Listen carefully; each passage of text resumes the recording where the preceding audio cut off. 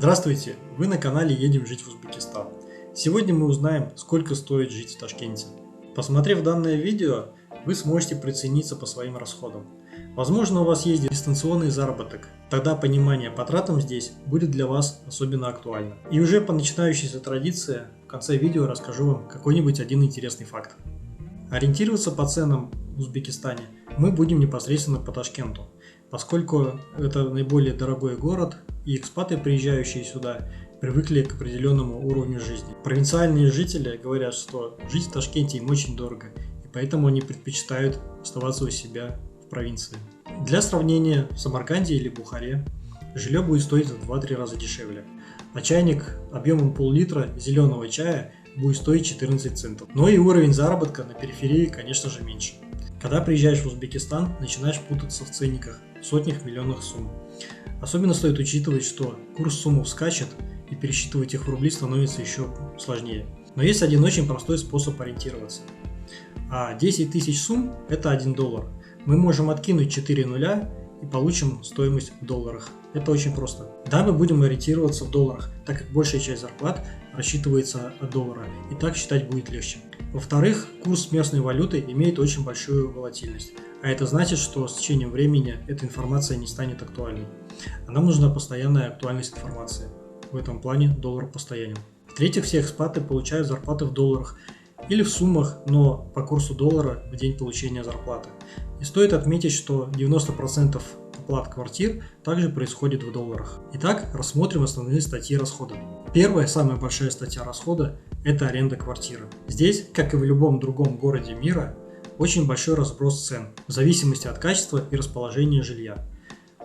Есть квартира за $200 на крайнем метро на периферии, в центре города где-то квартира будет стоить примерно $600, а квартиры в элитных новостройках с хорошей отделкой будут стоить в среднем $1500. Итак, в среднем за $400-600 вы сможете найти вполне хорошую квартиру в центре города, и это будет даже не бабушкин фонд, а нормальный ремонт. Мы, например, снимаем жилье за $600 в самом центре города. Посмотрите наше видео о том, как мы снимали жилье. Мы там подробно вам об этом расскажем. Вообще мы живем по среднему ценнику, и по нашей семье легко можно будет прицениться. Конечно, вы сможете экономить и жить дешевле, если вам это требуется. Но и можно жить на широкую ногу. Например, можно снять частный дом. Таким образом, цена на частный дом будет начинаться в среднем от $1500, где-то от 1,5 до 2. Но и даже здесь бывают неплохие варианты. Например, был вариант дома в центре города за $350. И об этом я вам расскажу тоже в отдельном видео. Следующая статья расходов – это коммунальная плата. Так как здесь дешевый газ свой, дешевая вода и электричество, то в 99% случаев эта стоимость входит в стоимость аренды жилья. Здесь так принято. Но если по какой-то причине коммунальные услуги вы будете оплачивать сами, то в $20-30 на двоих вы уложитесь. Стоит учесть, что с февраля 2022 года стоимость на жилье поднялась примерно в 2 раза. Но ценник на еду и на продукты остался такой же. У нас на питание в месяц уходит $350. При этом мы позволяем себе питаться в кафе и в ресторанах. Средний чек в ресторане будет от $7 до $10 на двоих. Кстати, интересный факт, что цена на основные блюда во всех ресторанах и кафе разного уровня в одной локации будет одинакова. Кто хочет сэкономить на продуктах, закупаться может на рынках или в маленьких и более дешевых магазинах. Там цена дешевле на 20-30%. Так, ну вот мы сходили в магазин и купили продукты как бы не по какому-то определенному списку, а просто что мы обычно покупаем. Курица. Филе курицы стоит $3.46 за килограмм. Разве? Филе курицы $3.46 за килограмм. Так, морковка. Тут стоит сказать, что все, что местного производства, ну или как это называется? Джеффи? Называется скот. Ну там мясо. Ну он должен в кадре работать.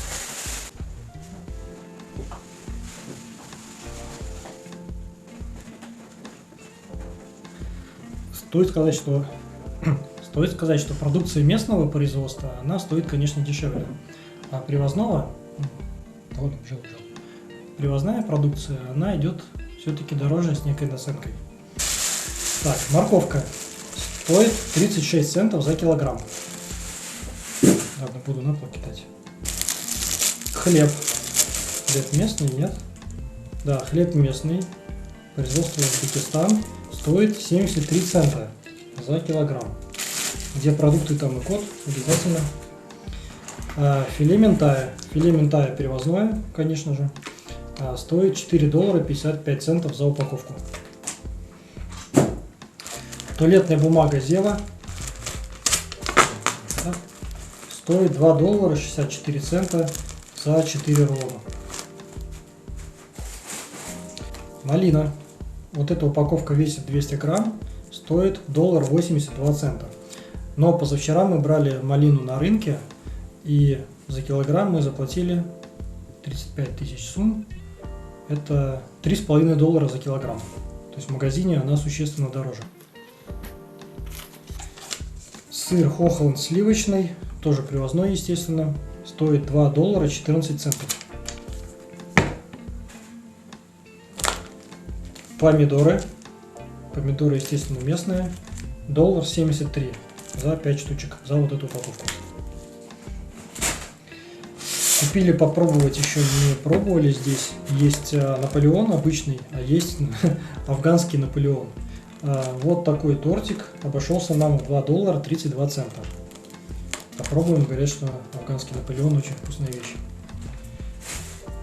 Так, пойдемте теперь здесь. Молоко. Молоко мы купили двух видов. Простоквашино. Полагаю, что это производство России. Да, это Россия. И из чего это молоко, Юр? Картинку ты не видишь, орехи? Напиток на основе фундука. И молоко на основе фундука. Значит, 1,5% молоко Простоквашино нам обошлось в $1.46. А молоко из фундука в $1.82. Соответственно, это тоже привозное. Да, это тоже российский продукт. Котлеты. Вот эти котлеты, кстати, местные. Очень вкусные, полуфабрикат. 2 доллара 64 цента за 5 котлет. За упаковку. Геркулес. Полагаю, что это тоже российский продукт. Нет, местный. Местный продукт. 45 центов. 45 центов за такую упаковку. 400 грамм. Монте. 4 доллара 10 центов за упаковку. Огурцы 92 цента. Один мы отсюда уже вытащили. Но здесь было 600 грамм. 600 грамм 92 цента.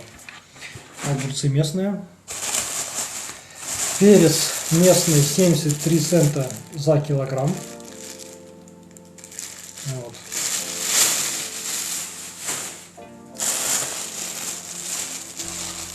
Пучок салата 36 центов за пучок.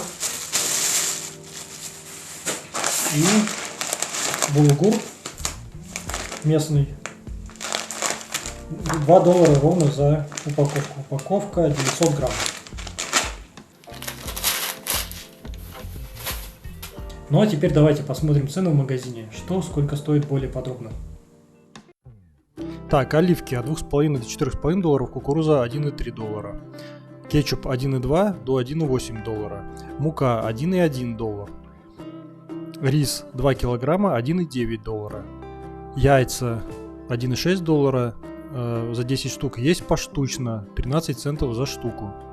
Масло 2,6 доллара. Сазан 7,4. Змееголов какой-то 5,7 за килограмм. Курица от 2 до 4 долларов за килограмм. Бедра 4 доллара, ножки 4 доллара. Филе курицы 4,3 доллара. Готовая продукция 3,9, 4,4 доллара. Фарш 6,2, 8,5 долларов. Баранина и говядина 6,7, 7,2 доллара. Так, приценимся по чипсам 1 доллар, покрупнее 1,5 доллара. Шоколад Милка 1,7 доллар. Шоколад привозной, поэтому такой дорогой. Вообще все, что привозное, все дорогое. Да, вот 1,7. Так, Сникерс 60 центов. Колбаса докторская от 4 до 5,7. Полукопченая 2,9, 3,5.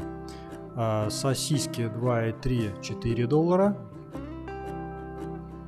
Майонез от 70 центов до 1,8 доллара в зависимости от упаковки. Молоко литр 1 доллар, творог 1,1, кефир 1,1 доллар. Вареная сгущенка 1,6, обычная 2,1. Чай 1,4 25 пакетиков. Ну, есть большая упаковка на 100 пакетиков, например, за 3,8. Вообще очень большой ассортимент продуктов и чаев также. Вот, как видите. Морепродукты дорогие от 10 долларов до 37. Ну, рассматривать их мы не будем.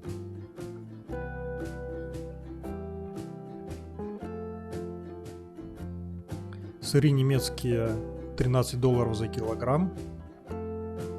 Виноград от 70 центов до 2,5 долларов. Особенно вкусный вот этот за 2,3 доллара. Дамские пальчики называется, по-моему. Так, зелень от 9 центов до 30 за пучок. Вот малина это, которую мы брали. Персики от 2,3 до 3,4. Гранат 1,9. Киви 6,2. Лимоны 2,7. Сливы 59 центов. Перец 3,6 доллара за килограмм. По рынку обзор делать не буду. Во-первых, на рынке нету ценников. И весь этот обзор превратится в шапито. Продавцы, видя, что ты не местный, предполагают, что ты турист. И накидывают большую стоимость. Лично мы на рынке не закупаемся. Мы не любим торговаться.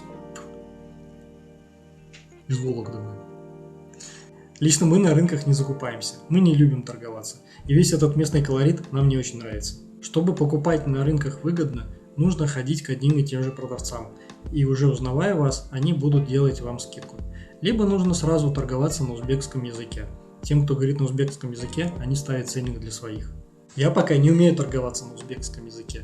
И своих продавцов у меня на рынке нету.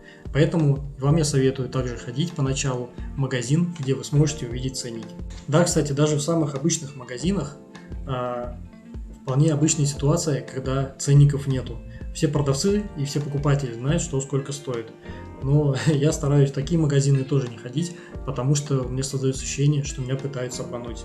Я хожу только в те магазины, где указаны цены. Очень радуют цены на общественный транспорт. Проезд стоит в автобусе или в метро 14 центов. Я кладу на карточку 2-3 доллара, и мне этого хватает на месяц. Кстати, стоит отметить, что такси здесь тоже очень дешевое. Учитывая тот факт, что город вы можете проехать поперек за 30 минут, то такси кажется достаточно адекватным транспортом. Итак, у нас на двоих на транспортную статью уходит 50 долларов. Даже если вы будете ездить на такси каждый день на работу и с работы домой, то в 100 долларов вы вполне уложитесь. Если же пользоваться только общественным транспортом, то в 10 долларов в месяц вы уложитесь. Давайте возьмем смешанный вариант, что вы иногда пользуетесь такси, иногда ездите на общественном транспорте, как мы. Поэтому на транспортную статью у нас уходит в месяц 50 долларов. Сотовая связь и интернет стоит 5 и 10 долларов соответственно. Итого 15 долларов. Но если вы здесь хотите сэкономить, то вы можете взять самые дешевые тарифы и уложиться в месяц в 5 долларов. Мы для расчета возьмем 15. На лекарства и одежду у каждого свои расходы. Здесь, конечно, вам проще судить по тому, сколько вы сейчас тратите. Учитывая, что большая часть продукции и одежды здесь привозная, то стоить она будет столько же, сколько в той местности, где вы живете. В плане размера трат по этой статье без изменений. У нас где-то в среднем уходит 300-400 долларов в месяц. Я бы мог включить такую статью, как траты на развлечения, но дело в том, что здесь очень много бесплатных разных движух в центре города, а также красивая природа. И в принципе свой досуг можно организовать вообще бесплатно. Но, чтобы быть честными, давайте включим долларов 30, например, на киношки, театры. Подытожим по сумме. В общем, в 1500 долларов все траты спокойно вмещаются по сумме при среднем образе жизни. Вы, наверное, заметили, что в основные траты я не включаю такую статью, как эксплуатация авто. И на это есть две причины. Во-первых, город очень компактный и транспортная сеть хорошо развита, поэтому удобнее ездить на такси, на общественном транспорте. Во-вторых, если вы все-таки приехали на своем авто, то на него будет очень большая растаможка, и это невыгодно. Уж тогда проще купить автомобиль здесь, если он вам так нужен. Поэтому эту статью мы отнесем как к дополнительным тратам. И поговорим об этом пару минут позже, как о необязательных расходах. Можно экономить на жилье, еще дешевле варианты. Можно закупаться на рынках и ездить только на общественном транспорте. С такой экономией вы сможете уложиться даже в $700 ежемесячно. Теперь поговорим о дополнительных тратах. Например, вы можете заниматься спортом, можете бегать в парке бесплатно, можете ходить в тренажерный зал. Можете ходить в тренажерный зал. Для мужчины стоимость посещения тренажерного зала стоит от 30 до $60 ежемесячно, в зависимости от расположения зала. Естественно, на окраинах будет дешевле. Для девушек эта сумма будет в 2 раза дешевле. А даже в каких-то залах на периферии это будет бесплатно. Объясню. Таким способом мотивируется здоровый образ жизни среди женского населения. Если вы все-таки приехали на машине, то сориентирую вас по ценам. Стоимость литра бензина примерно $1, так как он привозной из Казахстана. В то время как газ для заправки здесь выйдет в 2 раза дешевле, потому что здесь своя газодобыча. Поэтому 95% автомобилей здесь ездят на газу. У девушек будет также статья расхода, это красота. И если косметика и парфюмерия здесь стоит столько же, так как она привозная, то стоимость услуг где-то в 2 раза дешевле. При этом есть большое количество неплохих мастеров. У нас на эту статью уходит $150 ежемесячно. Если с вами домашний живот, то учтите, что его также нужно кормить. Корма стоит здесь так же, как в том месте, где вы живете. А услуги ветеринара стоят в 2 раза дешевле. Но хорошего ветеринара, конечно, нужно еще поискать. Какой тут можно сделать вывод по дополнительным статьям дохода? Товары стоят столько же плюс-минус, так как в основном они привозные из Европы, России, Казахстана. Также есть товары из Турции и прочей Азии. Ассортимент здесь достойный. Поэтому, как видите, жизнь в Азии вполне комфортна в плане стоимости. Особенно по сравнению с Европой или Израилем. Теперь, понимая свои примерные потребности, вы сможете немножко сориентироваться, сколько для вас будет стоить жизнь здесь. Конечно, могут быть дополнительные траты, но основные из них мы с вами рассмотрели. А теперь один познавательный факт, который вам обещал в начале видео. Замечено, что те жители, которые пользуются топчанами, не болеют варикозом. С европеизацией Узбекистана появилась такая болезнь, как варикозное расширение вен. Это объясняется тем, что ты сидишь на стуле и твои вены пережимаются, что провоцирует данную болезнь. И бонусом я дам вам еще одну загадку напоследок. Как вы думаете, что это за подарочный газель и для чего она может применяться? Такая газель здесь не одна. Это частая услуга в Узбекистане. Ждем ваших предположений и ответов в комментариях. Правильные из них я буду отмечать лайками.